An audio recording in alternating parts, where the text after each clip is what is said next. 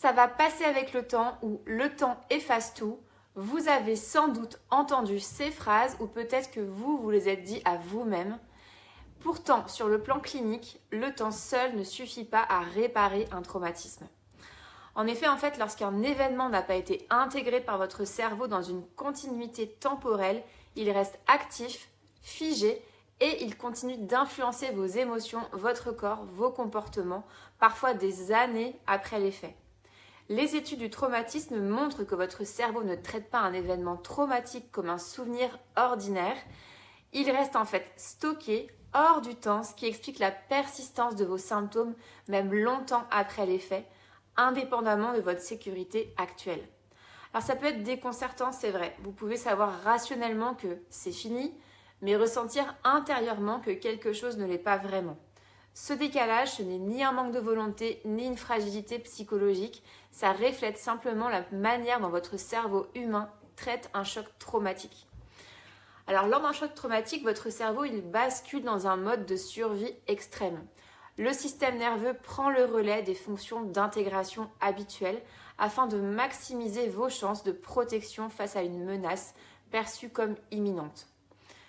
Dans cet état, les mécanismes cognitifs supérieurs, notamment ceux qui permettent de donner du sens, de contextualiser et de situer une expérience dans le temps, sont partiellement mis en pause. Comprendre pourquoi le temps ne guérit pas un traumatisme vous permet de sortir de la culpabilité et d'ouvrir un espace de réparation respectueux du fonctionnement de votre système nerveux. Autrement dit, votre cerveau ne traite plus l'information comme une expérience à mémoriser, mais en fait comme un danger à neutraliser. Votre attention se focalise sur la menace, vos sensations corporelles deviennent elles prioritaires et votre organisme se mobilise pour fuir, lutter, se figer. Lorsque cette intégration ne se fait pas finalement, l'événement il reste hors de la chronologie. Votre cerveau ne dispose pas de l'info qui va lui permettre de reconnaître que la situation est du passé. Et c'est pour cette raison que vos réactions et certaines réactions peuvent surgir sans lien apparent avec votre présent. Peur soudaine, insécurité, repli, agitation.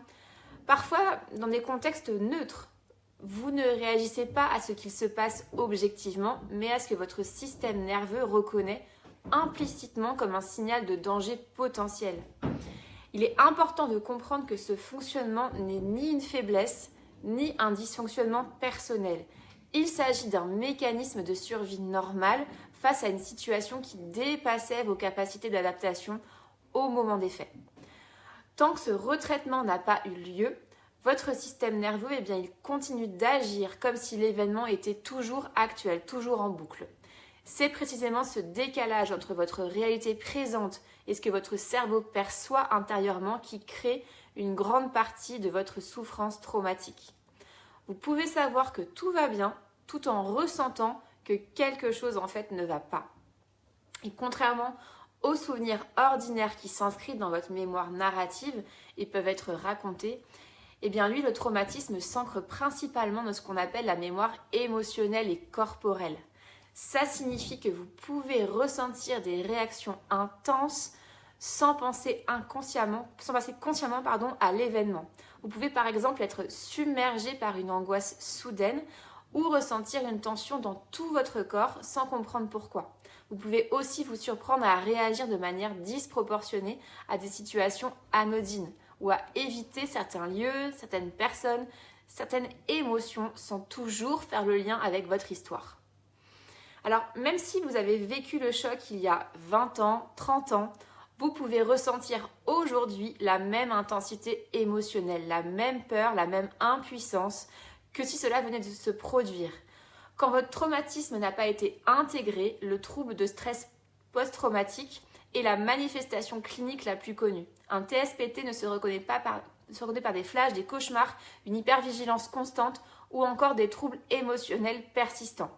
Vous pouvez ressentir une anxiété qui monte sans raison, une colère qui éclate pour un rien ou une fatigue écrasante qui semble disproportionnée par rapport à votre vie actuelle. Ces réactions, elles traduisent la manière dont votre cerveau continue de percevoir le danger, même des années après l'événement. Elles surviennent automatiquement et peuvent vous faire douter de vous-même ou vous faire sentir incompris.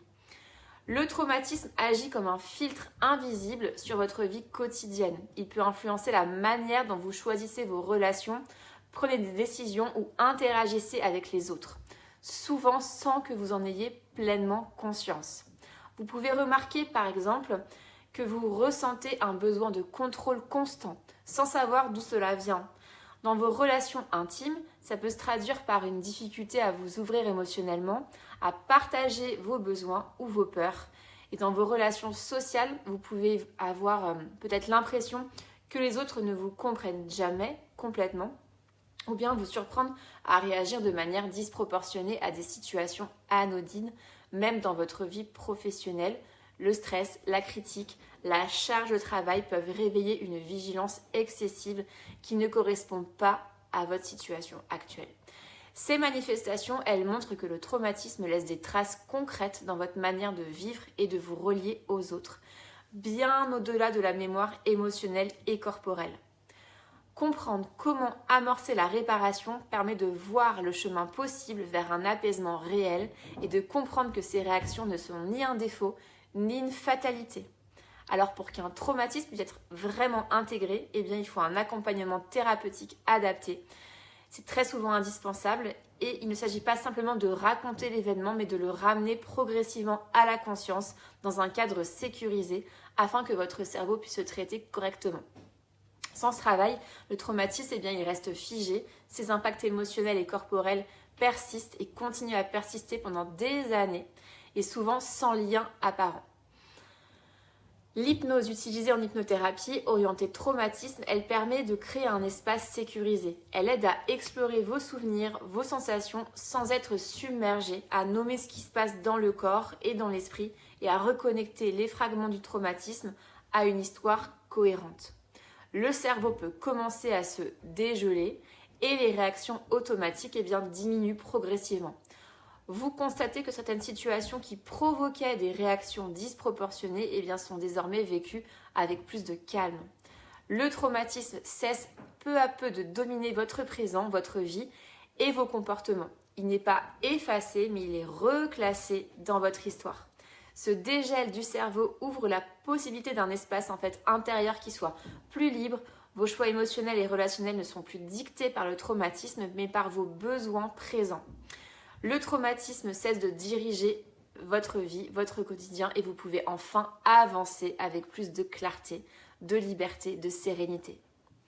Je vous remercie pour votre écoute. Je vous laisse, s'il vous plaît, liker, commenter. C'est super important pour que mes vidéos soient poussées. Et je vous dis à très très vite.